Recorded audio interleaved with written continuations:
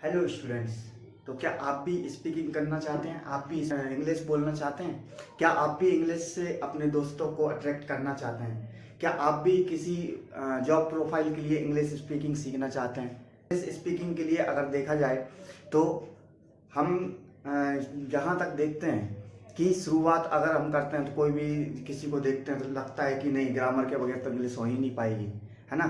मतलब grammar is the most important part of English speaking, but this is a not true.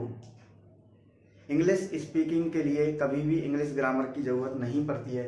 English speaking के लिए ज़रूरत है तो इंग्लिश स्पीकिंग करने की, इंग्लिश बोलने की, है ना। अगर हम इंग्लिश बोलना चाहते हैं तो इसके लिए सबसे अच्छा तरीका है कि हम इंग्लिश बोलें, है ना। इंग्लिश बोलें तो इंग्लिश बोलेंगे कैसे? अगर ग्रामर के तौर पे गलत हुई तो आपको कोई एग्ज़ाम नहीं देना है ना। अपन को इंग्लिश सिर्फ बोलने के लिए सीखनी है, तो ग्रामेटिकली नहीं देखा जाएगा कि आप क्या बोल रहे हैं, है ना। लेकिन जब आप लिखते हैं तो आपको ग्रामर पढ़ना पड़ेगी, ग्रामर लर्न करना पड़ेगी। तो स्पीकिंग करें कैसे, इंग्लिश कैसे बोलें? तो इंग्लिश स्पीकिंग के लिए कुछ पार्ट्स हैं।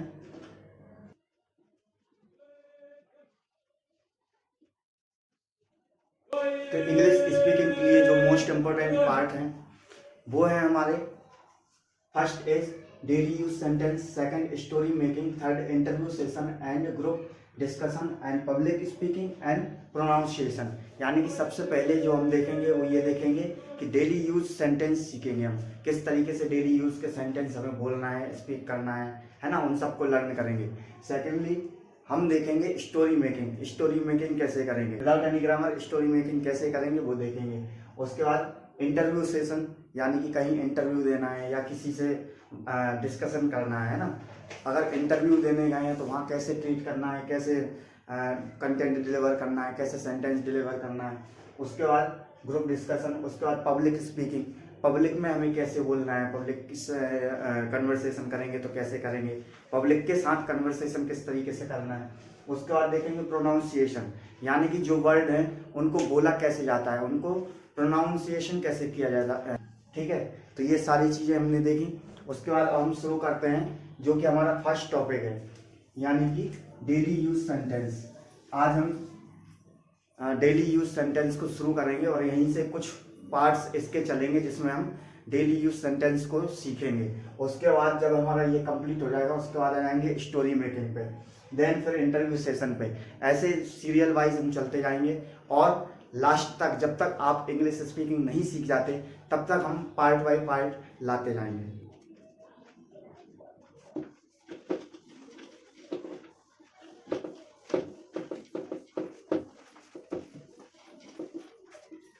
चलिए तो फर्स्ट से शुरू करते हैं। हमारा फर्स्ट है daily use sentence.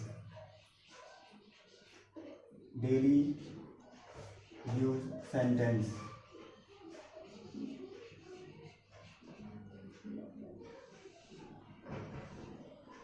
Daily use sentence में हम देखेंगे कुछ सेंटेंस जो हम ज़्यादातर यूज़ करते हैं उनको किस तरीके से बनाएं, किस तरीके से बोलें, है ना।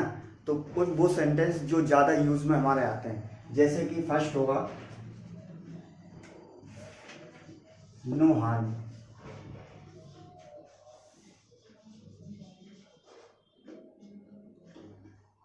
फर्स्ट वर्ड है नो हार्म। हम नो हार्म को किस तरीके से यूज़ करेंगे ये देखते हैं, ठीक है।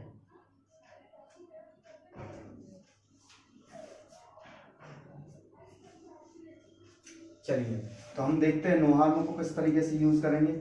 हमें नो हार्म को यूज़ करते समय केवल इतना याद रखना है, नो हार्म का मतलब होता है कोई बुराई नहीं है ना, या कोई नुकसान नहीं है, कोई नुकसान नहीं है।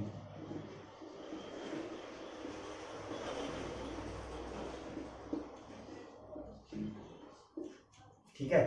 तो जब भी हम सेंटेंस बनाएंगे उसमें नो हार्म लगाएंगे तो उसका मीनिंग होगा कि कोई भी नुकसान नहीं है। जैसे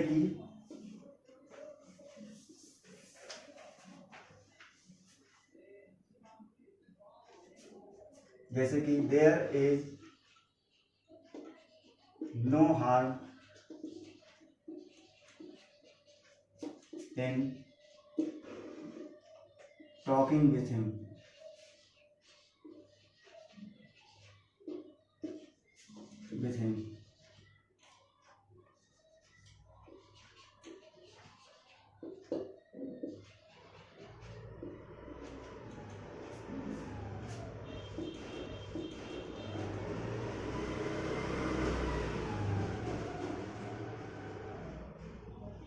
ठीक है। There is no harm in talking with him, यानी कि उससे बात करने में कोई भी बुराई नहीं है, ठीक है ना। सेकंड है अंग्रेजी सीखने में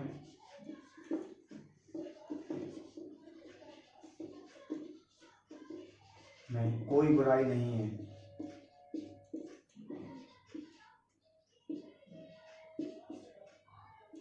या कोई नुकसान नहीं है।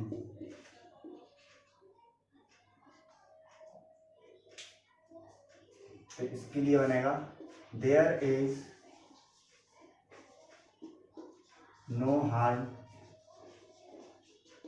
इन लर्न इंग्लिश।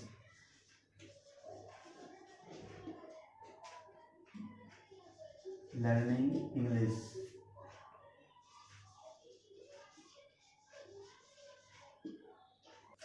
ठीक है, तो हम इस तरीके से नो हार्म का यूज करेंगे, है ना। नो हार्म का यूज करते हैं कोई नुकसान नहीं है ये दिखाने में। तो यहाँ हमने लिखा अंग्रेजी सीखने में कोई बुराई नहीं है, there is no harm in learning English. इसी तरीके से अगर हम बोलेंगे कि इस फल को खाने में, इस सेब को खाने में कोई नुकसान नहीं है।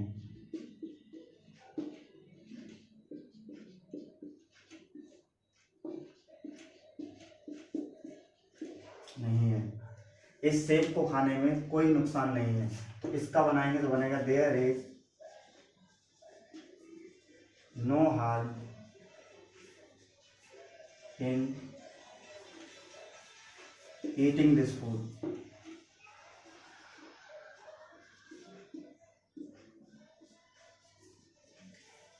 This food, this apple. There is no harm in eating this apple. ठीक है, इस सेब को खाने में कोई भी नुकसान नहीं है। There is no harm in eating this apple. ठीक है, तो इस तरीके से हम सेंटेंस बनाएंगे, है ना। और ज़्यादा से ज़्यादा इस वर्ड का यूज़ करेंगे। नो हार्म का यूज़ किया जाता है कि कोई नुकसान नहीं है। तो इस तरीके से हम देयर इज नो हार्म लगा के और सेंटेंस बनाते जाएंगे। ठीक है, आई होप आपको आया होगा। बढ़ते हैं नेक्स्ट टॉपिक की ओर।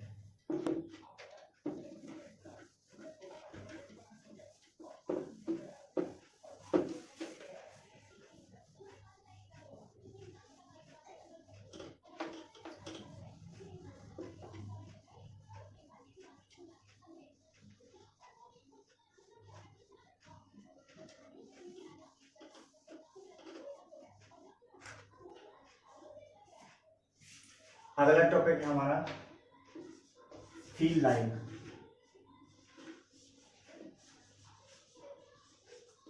फील लाइक का मतलब होता है मन हो रहा है।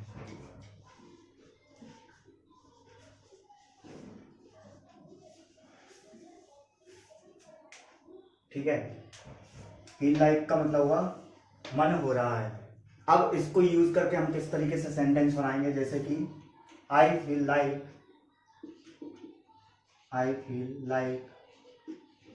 Eating Apple. ईटिंग एप्पल यानी कि मेरा सेब खाने का मन कर रहा है। इसी तरीके से जब हम दूसरा बनाएंगे, जैसे मेरा इंग्लिश सीखने का मन कर रहा है।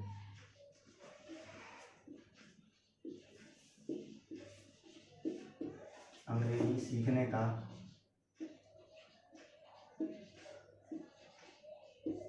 मन कर रहा है।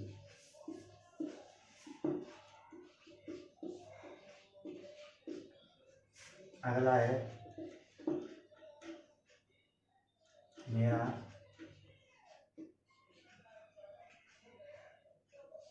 भोपाल जाने का मन कर रहा है।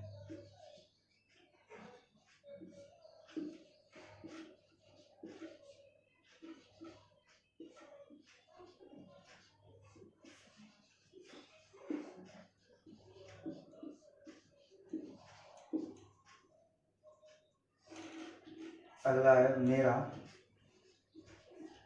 चाय पीने को मन कर रहा है।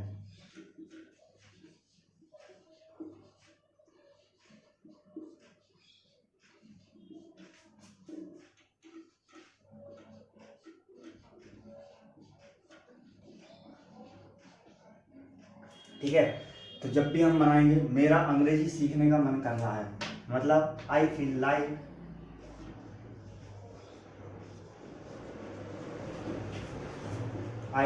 Like learning English.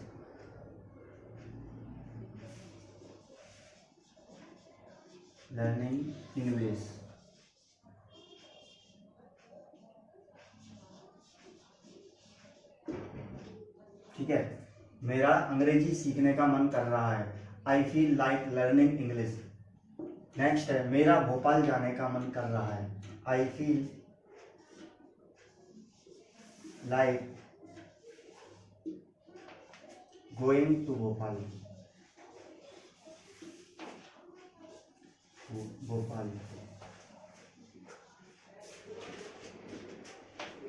इसके बाद मेरा चाय पीने का मन कर रहा है, I feel like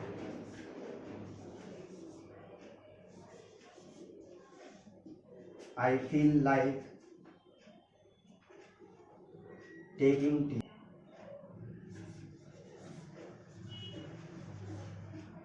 I feel like taking tea.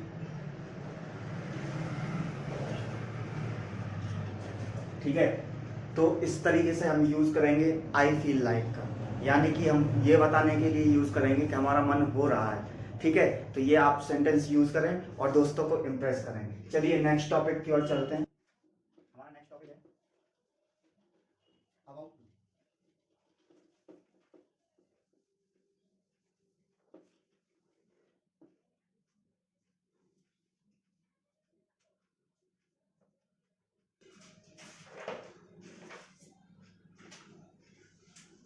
About to.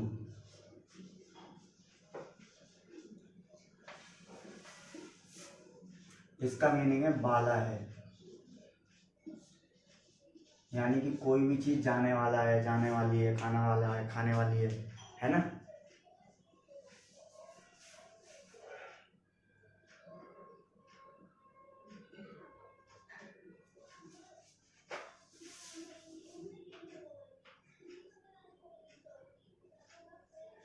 ठीक है, तो अबाउट टू का यूज करने के लिए जब भी हम अबाउट टू करेंगे, है ना, तो अबाउट टू में याद रखना है subject plus helping verb plus main verb की फर्स्ट फॉर्म प्लस ऑब्जेक्ट। इस स्ट्रक्चर के अंदर हमको बनाना है। ठीक है, अभी अगर स्ट्रक्चर नहीं देखना तब भी हम बना सकते हैं। अबाउट टू यानी आने वाला है, यहाँ आने वाला है।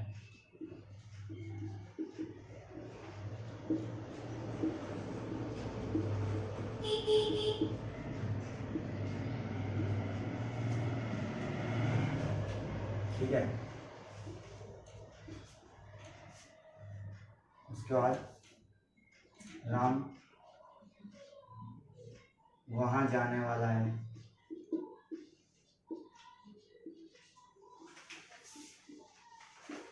इस तरीके से जहां भी लास्ट में वाला है आएगा, हम उन सेंटेंस को चेंज कर सकते हैं, बना सकते हैं। ठीक है, वहां पे हम इंग्लिश बोल सकते हैं। तो जब भी हम बोलना है कि वो आने वाला है, जाने वाला है, या लास्ट में कहीं भी वाला है आ रहा है, तो हम अबाउट टू का यूज करेंगे। अबाउट टू का यूज कैसे करेंगे? तो सबसे पहले सब्जेक्ट यानी कि मोहन, तो Mohan,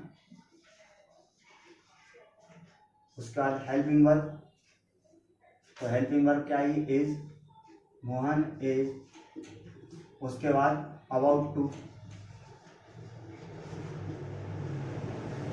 Mohan is about to come here. ठीक है, Mohan is about to come here, यानी कि मोहन यहाँ आने वाला है। उसके बाद राम वहां जाने वाला है, Ram is about to go there. ठीक है, राम वहां जाने वाला है, Ram is about to go there, यानी कि राम वहां जाने वाला है। ठीक है, तो इस तरीके से जब भी हम यूज करेंगे कि वो आने वाला है, जाने वाला है, या ये पानी पीने वाला है, तब हम यूज करेंगे अबाउट टू का। ठीक है, चलिए नेक्स्ट टॉपिक देखते हैं। यूज करेंगे यूज टू का। तो हमारा फोर्थ टॉपिक जो होगा वो होगा यूज टू। यूज टू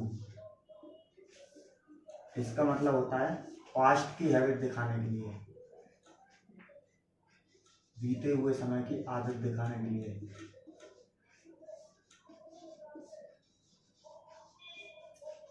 आदत दिखाने के लिए।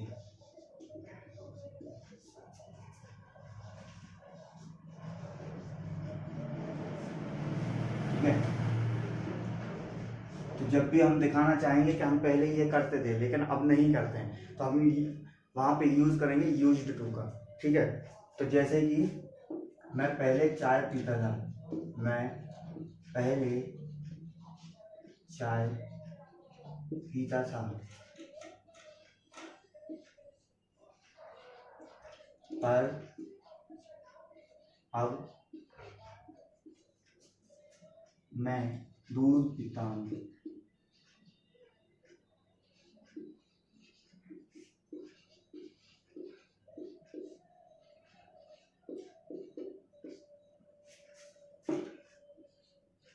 ऐसे ही मैं पहले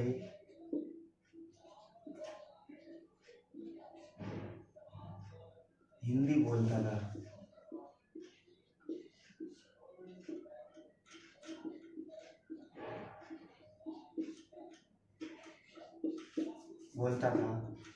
पर अब अंग्रेजी बोलता हूँ।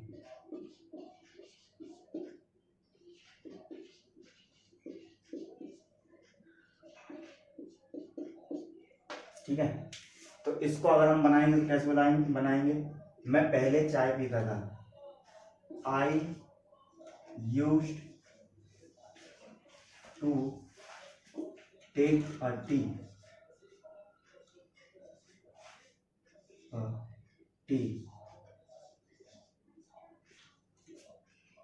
But now I drink milk.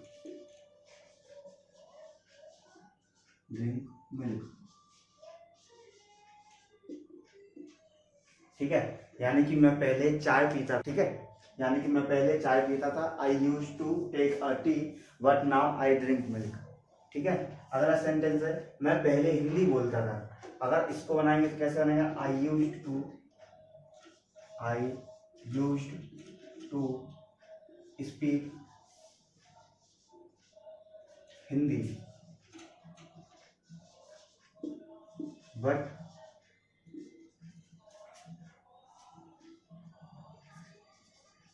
now I speak English।